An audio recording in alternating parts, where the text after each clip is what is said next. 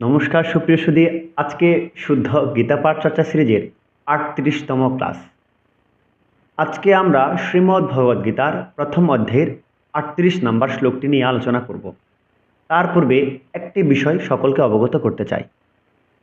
যারা এই শ্লোকটি প্রথম দেখছেন তারা যদি এর পূর্বের শ্লোকগুলি দেখতে চান তবে অবশ্যই উক্ত পেজে রিলস অপশনে শুদ্ধ গীতা পাঠ চর্চা সিরিজ নামে প্লেলিস্ট করা রয়েছে।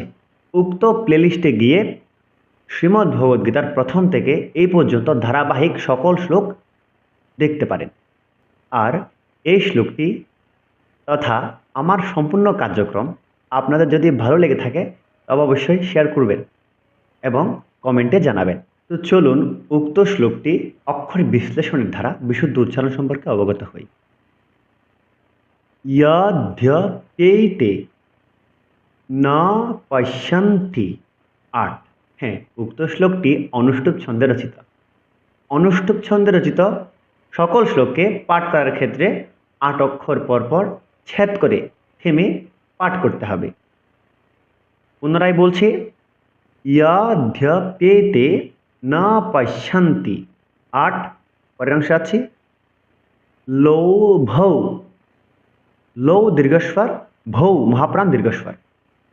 লোভৌ পহত চেতসঃ। চেতসঃ দন্তস্বকে এসের মতো উচ্চারণ করতে হবে এবং ছন্দের গঠন অনুসারে বিসর্গ যদি কোনো শ্লোকের শেষে থাকে তবে বিসর্গের উচ্চারণ হ করতে হবে।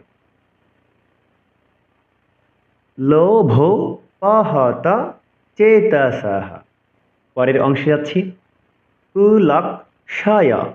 কিয়কে রিক্সা উচ্চারণ করতে হবে, যেহেতু ক আর মধ্যিন্য সুযোগে কিয় হয়, অর্থাৎ কসমলিক্য বলে থাকি আমরা। কুলক্ষয় কৃতম দোষম। কুলক্ষয় কৃতম দোষম। দো দীর্ঘস্বর, দোষম। অন্তিম অংশে যাচ্ছি, মিত্র দ্রোহে চ পাথকম। ৮। মিত্র দ্রো দীর্ঘস্বর, মিত্র দ্রোহে চ পাথকম। ৮ ৮ ৮ ৮। অর্থাৎ উক্ত শ্লোকটি পাঠ করে আমরা টোটাল ৩২টি অক্ষর পেয়েছি। প্রথম অংশ পাঠ করে ৮ ৮ ১৬, দ্বিতীয় অংশ পাঠ করে ৮ ৮ ১৬ অক্ষর পেয়েছি। আশা রাখছি আপনারা খুবই ভালোভাবে আত্মস্থ করতে পেরেছেন।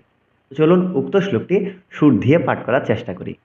यद्यप्यथेन पश्यन्ति लोभपहत चेतसः कुलक्षय कृतं दोषं मित्रद्रोहे च पातकम्।